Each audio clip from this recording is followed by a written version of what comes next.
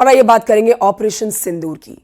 भारत के साथ cease fire के ऐलान के बाद पाकिस्तान अपनी हरकतों से बाज नहीं आया। लगातार अपनी नाकामी को छुपाने के लिए अब एक बार फिर से सीज फायर का उल्लंघन कर रहा है। नाकाम साजिश करते हुए ड्रोन और गोलीबारी इस समय की जा रही है पाकिस्तान की तरफ से। महज 3 घंटे के बाद ही पाकिस्तान ने सीज फायर का उल्लंघन कर डाला। रात 8 बजे जम्मू कश्मीर के अखनूर, पुंछ, नौशेरा, श्रीनगर में फायरिंग कर रहा है पाकिस्तान और रजौरी में पाकिस्तान ने शेलिंग की है।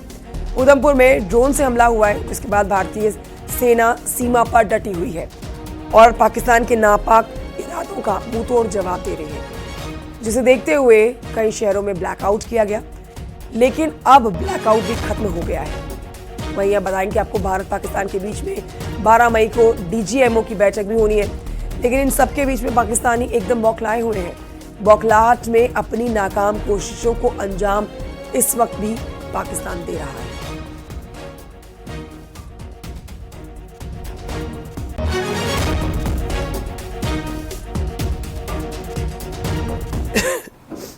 भारत और पाकिस्तान के DGMOs के बीच जो पिछले कुछ दिन से चल रही सैन्य कार्रवाई को रोकने का समझौता आज शाम को हुआ था। पिछले कुछ घंटों से इस समझौते का पाकिस्तान की ओर से घोर उल्लंघन हो रहा है। भारतीय सेना जवाबी कार्रवाई कर रही है और इस सीमा अतिक्रमण से निपट रही है। ये अतिक्रमण अत्यंत ही निंदनीय है और पाकिस्तान इनके लिए जिम्मेदार है। हमारा मानना है कि पाकिस्तान इस स्थिति को ठीक से समझे और इस अतिक्रमण को रोकने के लिए तुरंत उचित कार्रवाई करे। सेना ने इस स्थिति पर कड़ी नज़र रखी हुई है और उसे किसी भी अतिक्रमण से निपटने के लिए ठोस और सख्त कदम उठाने के लिए आदेश दे दिए गए हैं। बता रहे हैं कल भारत और पाकिस्तान में होगी DGMO स्तर की बातचीत। कल दोपहर 12 बजे भारत और पाकिस्तान के DGMO बात करेंगे। ये बड़ी खबर आपको बता रहे हैं इस वक्त की। हमारे सहयोगी से इस पर जानकारी लेंगे, लेकिन आपको बता देते हैं कि पाकिस्तान की कमर तोड़कर रख दी है भारत ने।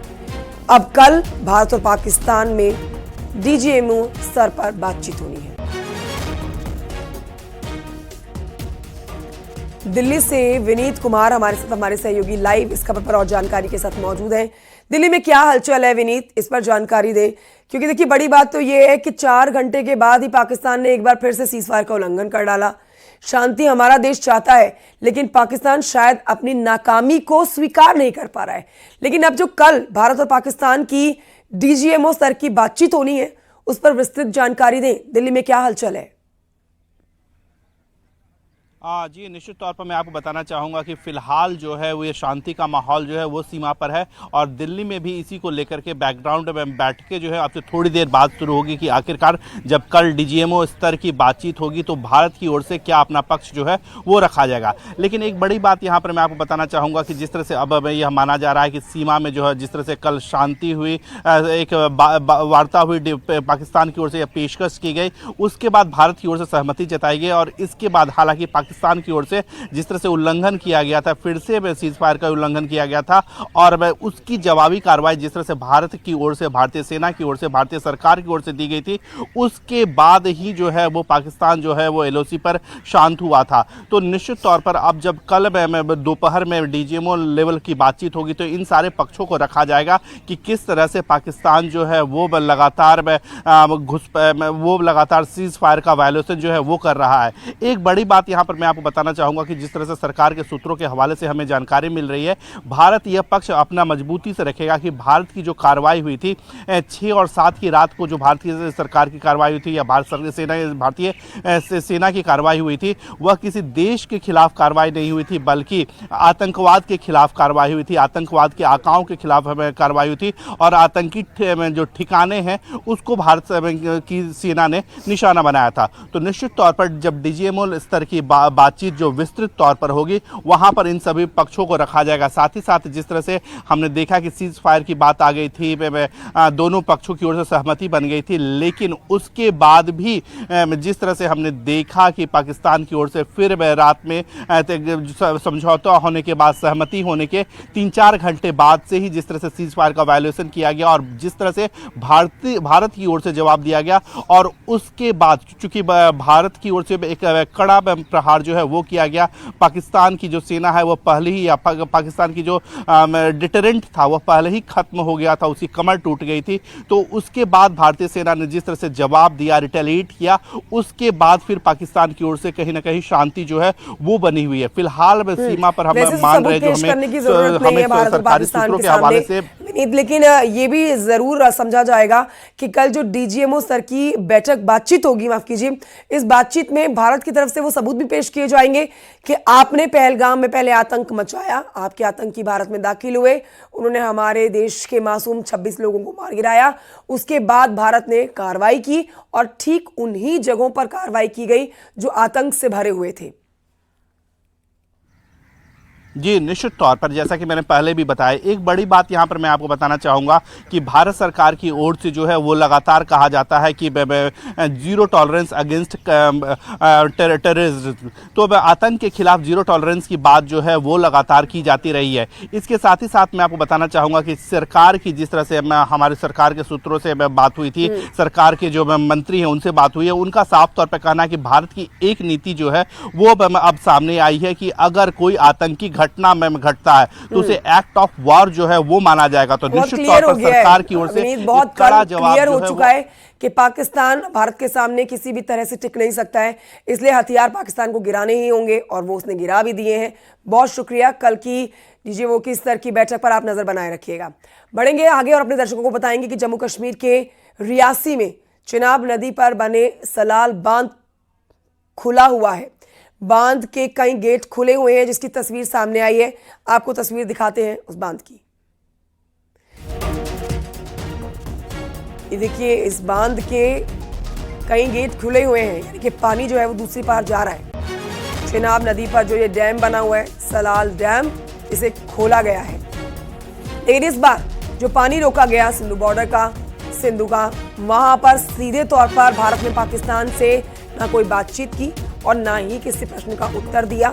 ये शुरुआती अटैक था, ये वाटर अटैक भारत का पाकिस्तान के खिलाफ।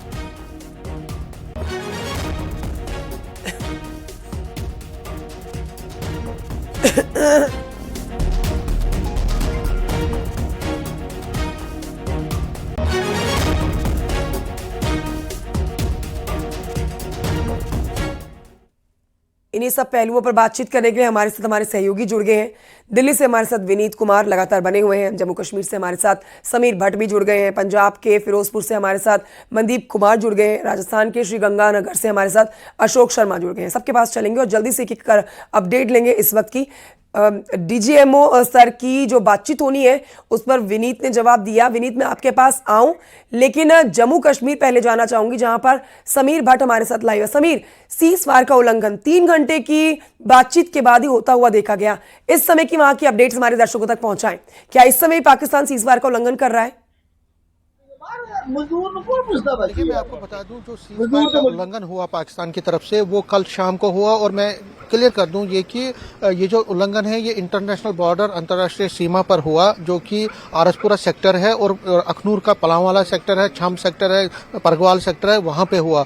दोनों जगहों पे जो इंटरनेशनल बॉर्डर है वहां पे फायरिंग हुई। इसके साथ साथ LOC जिसमें पूंछ और राजौरी, वहां पे भी फायरिंग हुई। लेकिन मिडनाइट से न तो अंतर्राष्ट्रीय सीमा पर और न ही लाइन ऑफ कंट्रोल में कोई भी फायरिंग की बात सामने आ रही है। पूरा जो बॉर्डर है, और न सिर्फ जम्मू में बल्कि कश्मीर वैली में कुपवारा, उड़ी, बारामूला जैसे एरिया जहां पे लगातार पाकिस्तान की तरफ से सीज फायर वायलेशंस हो रही थी पिछले कई दिनों से, वहां पे भी आज सुबह से कोई भी फायरिंग की आवाज नहीं है। बॉर्डर जो है, सीमा जो है, चाहे वो श्रीनगर में सीमा है या जम्मू में जो सीमावर्ती एरिया है, वो पूरी तरह से खामोश है। और अगर हम जम्मू की बात करें तो जम्मू सिटी में कल कोई ड्रोन की एक्टिविटी नहीं देखने को मिली, कोई धमाका पक्का नहीं हुआ, लेकिन हाँ उधमपुर में और बाकी जगहों पे कई जगहों पे ड्रोन की एक्टिविटीज देखने को मिली।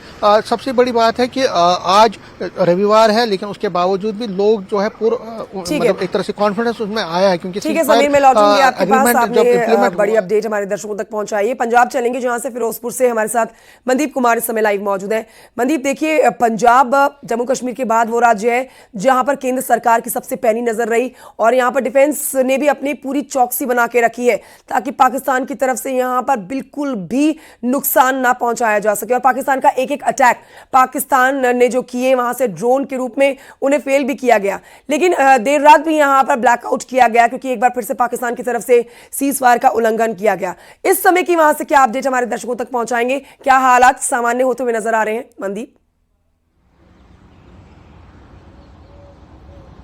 हाँ बिल्कुल, अगर बात करें तो युद्ध पर विश्राम के बाद कुछ हालात ना अच्छे हुए हैं, लोगों को कुछ राहत मिली है। और कल की अगर बात करें, जब कल शाम बजे ये 6 बजे ऐलान कर दिया गया पर युद्ध में विश्राम है, सीज फायर का ऐलान कर दिया गया, तो सीमा पर भारत पाक सीमा जो हुसैनी वाला है, यहाँ पर कुछ लोगों को राहत मिली कि युद्ध नहीं चाहते हैं लोग, और कहीं ना कहीं लोगों को राहत मिली।